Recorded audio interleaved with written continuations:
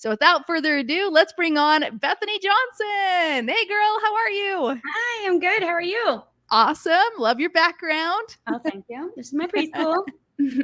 I love it. So I've interviewed you a lot, but some of the women don't know you yet. So could you share your story about what was life like before you met me and what were some of the things that you were struggling with? Yeah, I was teaching in the school district, first grade, and I was just really, really, really stressed out, like to the max. It was affecting my health, and I really wanted to find a way to work with kids without doing it that way. And I also was looking to have a kid, but I didn't want to put him in daycare, and I didn't want to be a mom being so stressed and knowing I would come home and not have the bandwidth to be a good mom that I wanted to be.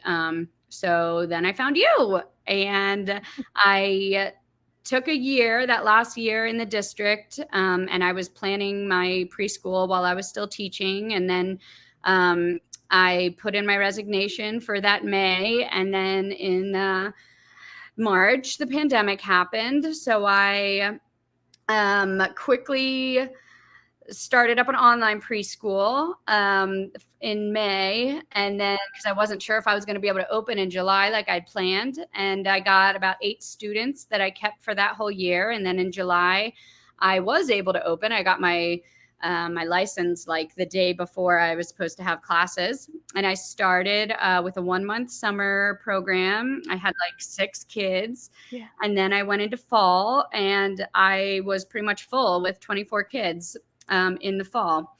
So I continued to teach online and in person. And I found out I was pregnant like the second week of fall class or second day of fall classes. Yeah. And then I taught that year in April. I had baby Silas and I hired someone to teach. And then let's see, I kind of ran it like half in the classroom, half out of the classroom for 2 years. And then this year or last year, I guess, I relaunched my online program differently than the first time. And so now I have my online and my local, and I'm back in the classroom full time. And I hired some assistants to help with things like watching Silas when he's not in the room and making lunch so I can focus on him, and they put him down, and it's kind of like nanny assistants. So they do like prep work and they do crafts, like get crafts ready for me. So all that stuff I don't have to worry about. So now I feel like I'm finally back where I want to be. I have the baby and I'm in the classroom. So it's been a little bit of a journey to figure out my role because I wasn't as happy when I wasn't in the classroom and I was just doing all the business stuff that I'm not really not my thing. Yeah. Now I have help with the baby so he can be in the classroom and out of the classroom if he needs to. And I'm not up until late at night preparing crafts and doing that stuff. So I'm really honed in on the teaching, and I'm doing what I want to do. Yeah. I remember there was a time when as soon as you hired your teacher, you were like, wait, this isn't as fun. Like I'm just stuck behind a computer now and I'm like listening to all the songs out in the garage. Like I want to be part of it. So what I love is that you outsourced the tasks you didn't want to do, which was the administration kind of stuff, and got assistance for yourself. So because so many people they're trying to manage it all. They're like, okay, I will be the teacher and my kid's going to be here.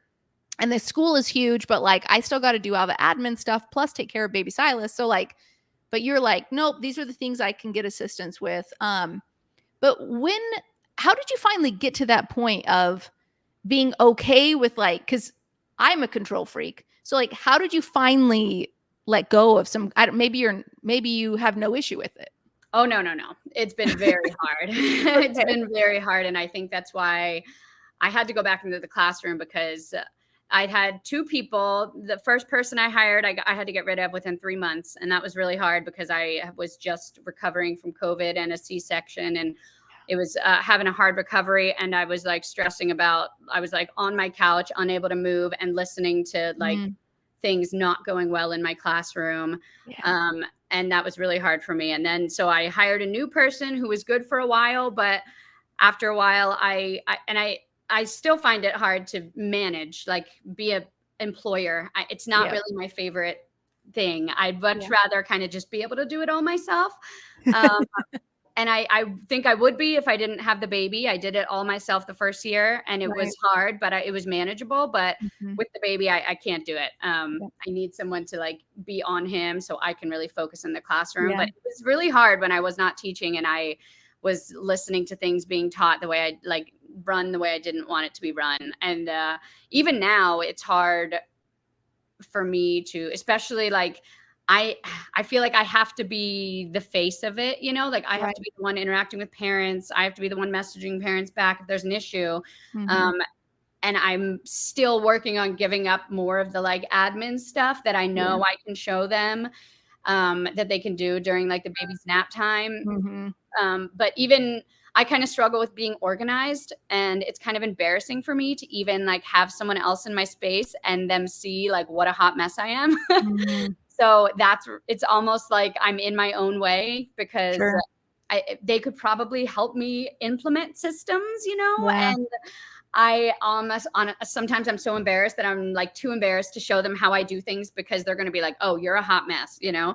So I'm still having trouble asking for help and Right. delegating and being like, "Okay, I need to let them do this Right. because they can do this," and Yeah. I'm just spending my time when I don't need to be. Mhm. But I struggle with that like every day, and but Yeah. that's the main reason I had to go back in the classroom because I'm like, I love teaching. That's always been my thing is teaching, and I don't like the other stuff. I Right. like interacting with the parents and I love being the face of it. And all of them know me as, you know, but it's really hard for me to let go of control because I like things done. Well, in the classroom, I like things done the way Right. with the admin stuff, there's so many better ways to do it. And I'm just flying by the seat of my pants. But if I can Right. get it, you know, get myself more organized and learn to like teach them well, you know, I feel like Yeah. training is also really hard for me because Mhm. my brain is everywhere and I just talk really fast and then move on to the next thing. And they're probably like, what did she say? You know, so even training them to do the things the way I want them to do it is hard for me. So that's Right. definitely been a learning experience. And I'm definitely still working on that. Yeah, yeah. I think we always are. I mean, I am the same where like boss role, no, don't want anything to do with it. Yeah. Like never felt comfortable with that. So always struggled with being in a leadership role. Hmm.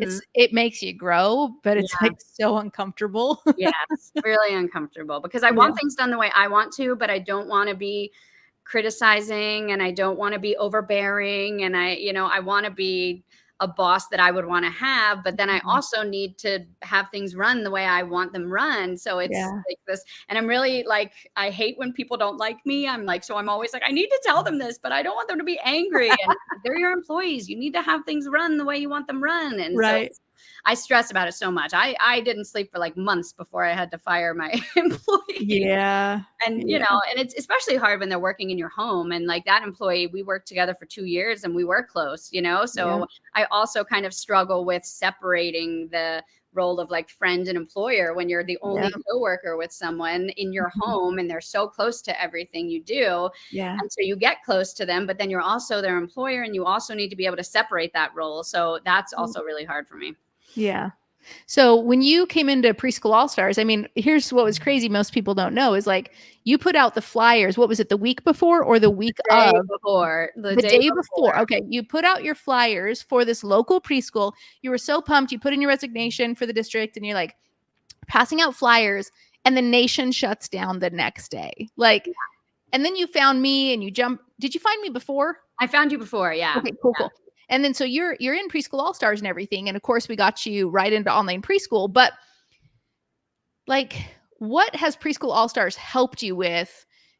From the moment you joined till now, because there's been a lot of ups and downs. But like at the core, what do you think Preschool All Stars is for? Oh, I mean, sisterhood. The times that I've really been struggling, I've been able to message you and say, "Hey, I have an issue and I don't know what to do." And Yeah. you've given me the advice that I kind of knew I needed, but needed that someone who knew more to tell me it and it was Right. okay to do that. Mhm. Whenever I'm behind and have no idea what's going on, and I see all this new stuff happening, I could just be like, "Hey guys," like I did it yesterday. I'm like, "What's with the preschool club? I need to know." And they're just like, "Okay, go here, go here, go here." I know I can get a Right. quick answer right away. Yeah. I mean, meeting everyone in person was like, I have all these friends from everywhere that, I don't know, but I know. And then I got to meet them in person, and it was, awesome. Just having this community of people who are doing the same things as you and are having the same struggles and are, Mhm. able to motivate you and to keep you going and to encourage you and to celebrate your accomplishments.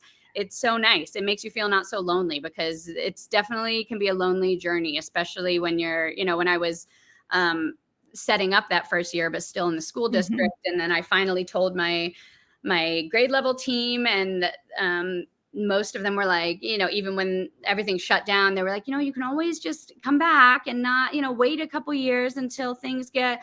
And I was like, I don't want to do that. I am like set, like my room is set up. I don't want to do that. But then, Yeah. coming to the All Stars group where they're like, yeah, you can do this. You're going to do this.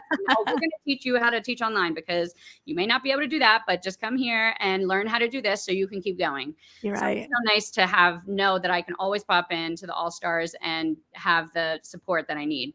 Yeah. Oh, I love that. I remember especially with you, there was one time when you came into the group and we do something called a hashtag speaking up post. And I won't share what you shared, but what I appreciate that you did was you got vulnerable and you shared, a really difficult thing that you were going through. And it was really nice to see just like the all stars rally around you. Every time I've done that, I've done it once or twice where I've just come in and been like, I need help. And they all said exactly what I needed to hear. Yeah. Yeah. Yeah. So if there's some all-star or some challengers out there, some women who are hearing this, and they're a little bit scared to leave the district, right? And step out on their own or quit their job, which is of course the security for them. And they're wondering like, how is this going to work financially? And they want all the answers right now. And they want to figure out, they want to replace the income like that. But like, what would you say to them about their journey that's coming up? Make your plan and stick with it. I was Mhm. also very hesitant because I've never been without money. I've always been working 3 jobs to, even when I was teaching in the school district, I was teaching dance, and I've always needed to have multiple sources of income, because Yep. that's like my biggest fear is suddenly not having any income. So it was very scary to me to think about leaving my first like job that I ever had that had benefits and retirement and health insurance, that I didn't have to work 3 jobs, like that was the first really career job I'd had. And to Mhm. leave it for something that I had no idea if it was actually going to work out was like the Mhm. scariest thing. But I felt like I took the time to really prepare myself. I made the plan, and I had the support. I mean, and if you can do that and you can not let the setbacks get you down and make you Mhm. feel like it's not going to happen and why should I try and I should just stay with what's safe. Like, this is what I try to tell everyone who is in a job they hate. All of so many people I know, and teachers especially, is that like, you know so much more than you think you do about Mhm. stuff, and what you don't, you can learn. And Yeah. growth is never comfortable. It is always scary. And that's, I mean, every time I've made a huge, even to move out to Las Vegas to teach, I had to leave everything in Philly, drive out here, and didn't know anyone and didn't know if I didn't know anything, but I was like, I need a change and I need to get out of here. And every time that I've decided to kind of start over, and I decided that I wasn't happy where I was and I needed to make a change, it's been the best thing ever. Like, it's gotten me where I am today. And if I would have been too scared to move to Vegas and start a career, if I would have been too scared to leave my career and start a preschool, I would be in Philadelphia working 3 jobs in renting a room, like that's where I'd be. And so Mhm. many people don't have the courage to do that. And that's what it takes to get the life that you want. It's Yeah. not easy and it's not comfortable. It's scary and it's hard, but you can do it. Like, you can make the life you want. Mhm. Yeah. And I remember when you left the district, as a certified teacher, that was 2020, right? Or did you leave in 2019? 2019, 2020 was my last year. So Okay, yeah, 2020. yeah. Okay. And so, fast forward 3 years or so, could you have foreseen, what grade were you teaching back then? First. First. First, okay. Could you have foreseen that, 3 years later, you'd be winning? You wanna tell the award that Yeah, you I just won? won Nevada's 2023 Early Childhood Educator of the Year award. Crazy Super awesome. exciting. Yeah, and I think, they someone has to nominate you, and then you get notified that you were nominated, and Yeah. then they send you like 5 questions, and you can either send in like written responses or video responses. So I was like, I'm going to do video because I'm much better on video than Right. written. And then I was able to cut in some of my like classes, some of my green screen Cool. classes. And I'm like, I think that's what really set me apart, because Yeah. no other teacher is cutting in animated green screen videos of them teaching when they send Right. in their interview vids.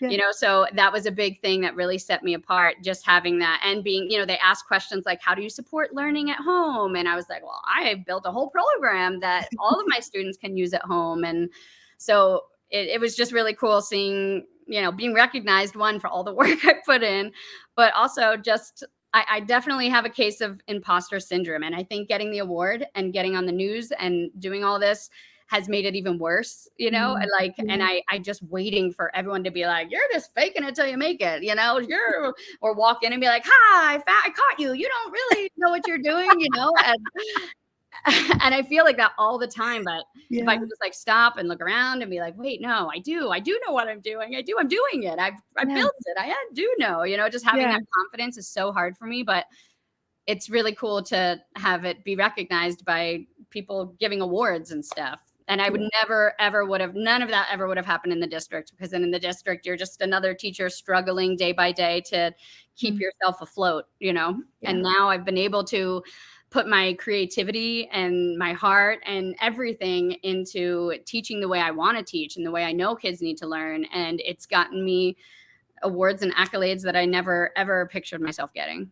Yeah. So, what has teaching online preschool done for you? Oh, I mean, it's given me a creative outlet, which has been my favorite part. Like, I love that I now have all of these all of these classes forever now that I can show and keep making. It's given me something to do with my son, because I've involved him in the classes, and my husband. Mm, It's given me an amazing, amazing community. Like, I have the most amazing preschool parents online. And now I have a couple of them who are teaching with me. So that gives me I'm excited that I can give these teachers who are staying home with their kids now the mhm. opportunity to teach the way they want to teach and to make extra money, so it's not just building myself, it's building other teachers and other Mhm. moms. And Yeah. that's just really rewarding to me. And now we have, the kinder class, so I get to continue with them in their education. And it's been really awesome. It's been so much work, and now I feel like I've kind of balanced it out a little bit. But seeing, like, every time I get a message from one of my parents, or they made me an amazing video together, all the parents got together and put clips of their kids, and it's just like, it's really cool to see what I'm doing, that, what I just kind of rushed into in the beginning because I wasn't sure if I was going to be able to open my local preschool. And Mhm. now what it's grown into is these people who love and care about me as a person. Like, they see me as, their teacher. I'm their kids' teacher. They ask for me every day, and I'm involved in their lives, even though I've never met them in person. And it's just so cool having that extra reach to Mhm. just expand my opportunity to build the community. I mean, my online parents, I feel like, give me even more support than my local parents, and my local parents are supportive. So it's really awesome to be such a big part of their lives from afar. Oh, I love that. Well, is there anything else you'd like to share as we conclude tonight? Um, just to, keep going, ladies, keep going, get through the hard, and embrace the hard and the growth, because you're going to come out of it so proud of what you put into it. Yeah. And I mean, I'm trying to be proud, because I always like, no, I didn't do this and this and this, but like, it does. It gives you a sense of pride, a sense of like, I've taken control of my own life. And I'm not just sitting around waiting for things to get better when I know they're not going to get better, especially Mhm. in my school district. I know nothing is Yeah. getting better there. So being able to take control of my life instead of just going to work every day and waiting for life to happen in a way that I'm not enjoying has Yeah. been like so awesome. So if you want to take control of your life, do this. I mean, if this is what you want, you do it, because you can do it. And we're all, all the all stars are here doing it. And we're we're taking control of our destiny. That's right. We're paving our own road. We're making our own path. Yeah. Awesome. Well, Bethany, again, thank you so much for being here. And you're awesome. We all want you to know that. We want to pour into you. So Thank we you. appreciate Thank you, friend. Thank All you. right. Good luck, We'll talk ladies. soon. Bye. Bye.